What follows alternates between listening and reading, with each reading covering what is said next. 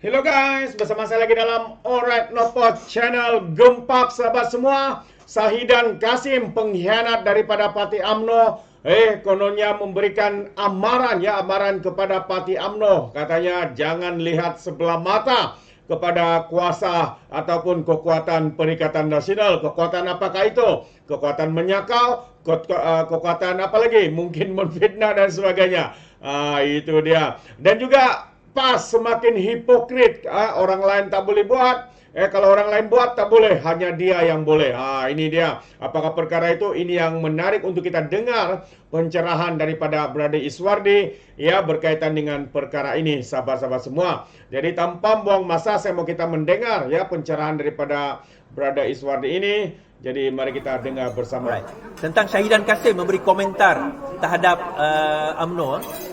Kita baca. Mat Hassan kian kurang arif membaca politik, kata Syahidan. Syahidan Kasim hari ini mengingatkan UMNO agar tidak mudah memperlekehkan PN. Berdasarkan parti itu yang didakwanya tidak lagi hebat seperti dahulu. Dia yang pernah memimpin UMNO dan menjadi Menteri Besar Polis itu berkata, tanpa gelombang hijau sebelum ini pun PN mampu memenangi 74 kerusi parlimen semasa PRU ke-15 dilangsungkan. Menyasarkan kenyataan itu kepada timbalan Presiden UMNO, Muhammad Hassan, Syahidan berkata sebenarnya tidak wujud pun gelombang hijau. Sebaliknya menganggap ia hanya gelombang rakyat. Tok Mat ni dari dulu semakin hari semakin kurang arif tengok politik, katanya. Pada 28 September lalu, Muhammad menganggap kekalahan besar UMNO dalam PRU lalu bukanlah disebabkan oleh gelombang hijau. Sebaliknya hanya kerana undi protes dari penyokong parti itu. Orang kata ada green wave. Saya kata tak ada green wave. Sebenarnya banyak undi protes dan itu saja. Orang masih sayangkan UMNO, jadi UMNO sekarang kita akan buat sesuatu untuk memperkasakannya.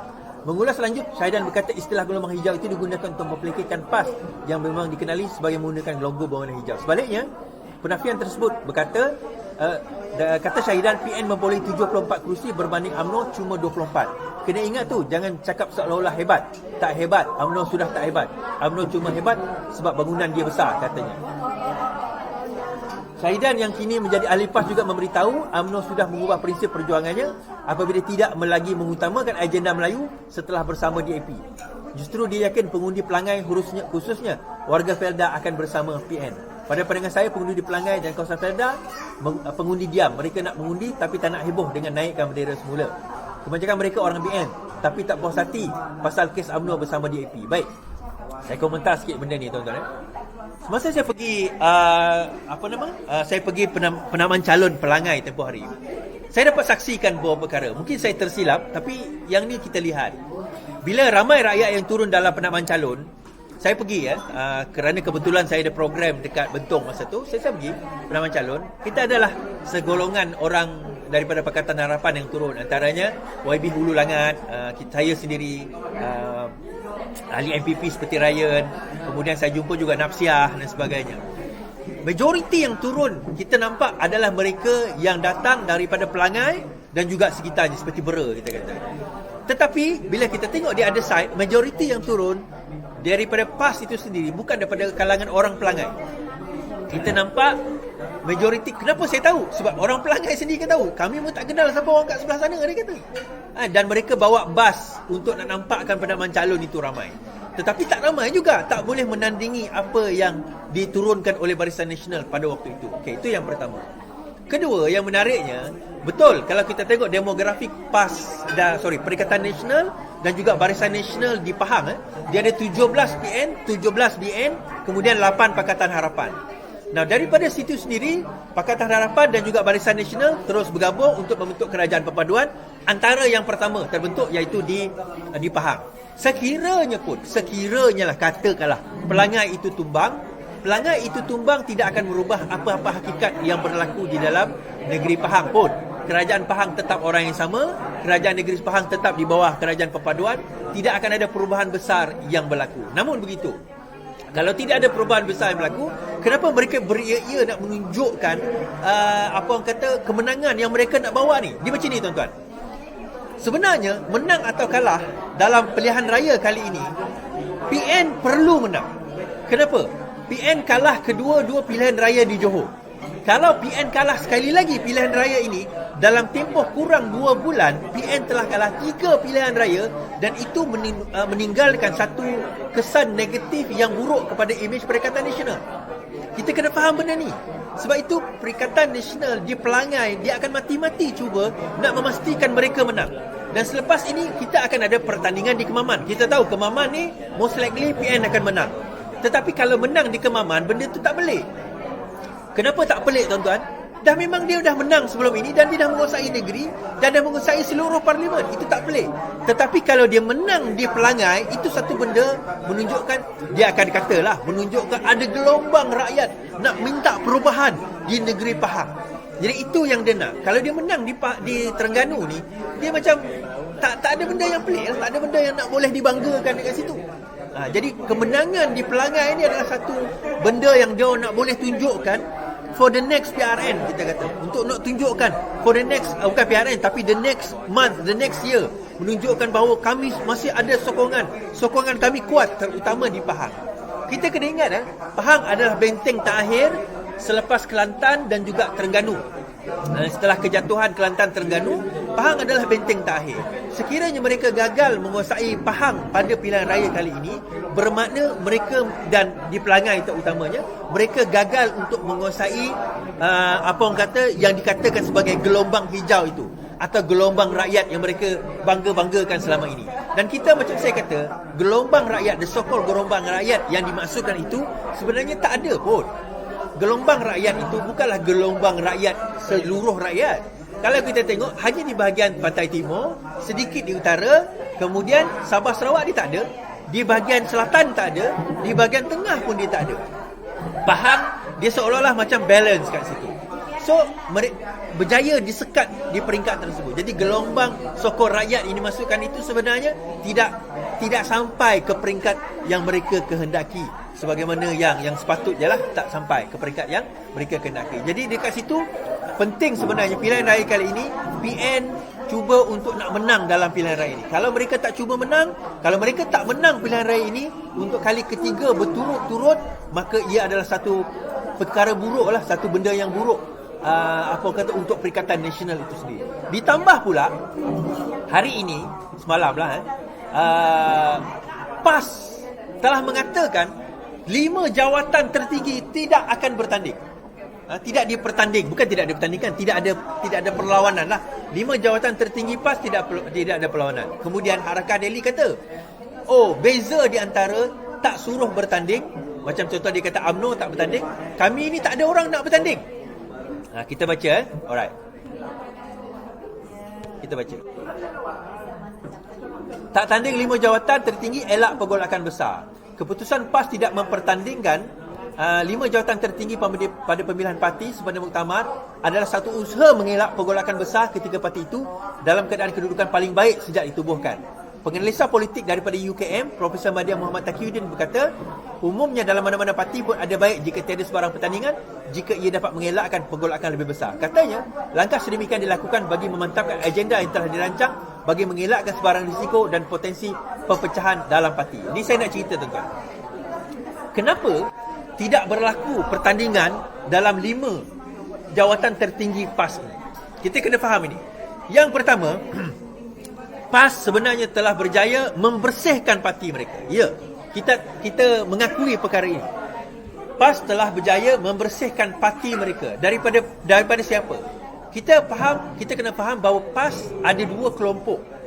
Okey, sewaktu bersama Pakatan Rakyat, PAS ada kelompok yang menyokong UMNO, iaitu Haji Hadi, dan yang menyokong Pakatan Harapan, Pakatan Rakyat pada waktu itu, iaitu DAP dan juga Parti Keadilan, iaitu siapa? Golongan daripada Mat Sabu dan sewaktu dengannya. So berlaku perpecahan yang dahsyat pada waktu itu sehingga tertubuhnya amanah. Okey, itu yang adalah kaedah ataupun langkah pertama mereka lakukan untuk menghapuskan golongan yang anti Hadi. Pada waktu itu Hadi memang ia nak membentuk UG, Unified Government, bersama dengan UMNO. Kemudian berlaku mufakat nasional, kejatuhan kerajaan yang kedua, mereka nampak kenapa? Okey, kita kena faham dahulu. Kenapa Hadi nak bergabung dengan UMNO? Hujung ceritanya Hadi faham setelah puluhan tahun dalam politik, dia perlukan duit. Tanpa duit dia takkan boleh nak bergerak. maka puluhan juta mereka perlukan daripada UMNO, dan begitulah kaedah bagaimana PAS pada waktu itu menggunakan UMNO untuk mendapatkan dana bagi pilihan raya. Setelah itu, bila kerajaan telah tumbang, yang naik yang naik adalah Bersatu. Bila naik Bersatu, mereka tahu tuan master mereka telah beralih daripada UMNO yang mana telah lemah kepada Bersatu. Pada waktu itu Hadi pun mengalihlah sokongan mereka kepada Bersatu. Tetapi ada satu golongan di dalam PAS sendiri mengatakan bahawa tak, rakan kita masih setia dengan, kita kena masih lagi setia dengan UMNO. Siapa? Antaranya adalah Takiri. Takiri yang menuduh golongan yang keluar daripada PAS membentuk amanah itu sebagai munafik haraki. Sekarang ini dia telah disingkirkan. Antara lain juga Nik Abdoh pada waktu itu yang mengatakan kita kena bersama dengan UMNO, kita tak boleh bersama dengan Bersatu, katanya. Tetapi Hadi mengatakan tidak, kita kena bersama dengan Bersatu. Sekali lagi, motivasinya adalah duit, motivasinya adalah dana. Kita tahu tuan-tuan bagaimana dalam sekelip mata Perikatan Nasional, terutama PAS, boleh menggunakan dana yang begitu banyak. Kita tahu PAS ni bukan parti kaya. PAS tidak pernah jadi kerajaan persekutuan. PAS tidak pernah jadi kerajaan persekutuan di mana mereka memerintah sebelum ini. Tetapi apa yang berlaku adalah, kita kena faham satu perkara. Bila dia jadi kerajaan negeri, dia pegang Terengganu dan Kelantan, itu dua negeri miskin. Negeri miskin yang mereka terpaksa nak kena jaga dalam keadaan mereka tak cukup duit. Okey, itu yang pertama. Bila mereka menjadi kerajaan pusat pada tahun 2020, mereka tidak melepaskan peluang. Peluang apa? Peluang untuk memastikan bahawa dana mereka tidak terlepas. So, daripada cara itu, mereka beralih kiblat mereka. Daripada UMNO, mereka beralih kepada Bersatu. Sehingga kan perlawanan dengan UMNO di Johor, perlawanan dengan UMNO di Melaka, mereka bertanding melawan UMNO. Sanggup mereka menidakkan, sehingga UMNO menuduh mereka kini sebagai pengkhianat. Di mana sebelum ini mereka lah yang bersama dengan UMNO, orang kata bergabung dengan UMNO untuk menentang pada waktu itu Pakatan Harapan. Setelah mereka lihat UMNO lemah, kemudian yang kuat adalah Bersatu, Hadi terus mengalih kiblatnya kepada Bersatu. Hujungnya tuan-tuan, dia adalah al-fulus wal mampus fi dunya wal akhirah. Fulus tuan-tuan, duit. Sebab itu mereka ada dana nak pergi sogok pengundi, ada dana, wallahi nak undi ni, wallahi tuan-tuan. Tuan-tuan fikir dia orang dapat dana daripada mana? PAS tu dapat dana daripada mana? Kelantan negeri miskin, Terengganu negeri miskin, Kedah negeri miskin, dia dapat dana daripada mana? Akhirnya tuan-tuan, kita kata dana mereka adalah daripada duit yang disakau dan duit judi. Saya tak kata PAS ambil duit judi. Saya tak kata PAS terima duit judi. Tetapi duit judi itulah yang menjadi salah satu pendana di dalam PAS. Mungkin dia terima oleh orang lain. Saya tak kata PAS terima, tapi dia menggunakan duit judi yang haram itu untuk mendanai pilihan raya mereka. Ini yang berlaku.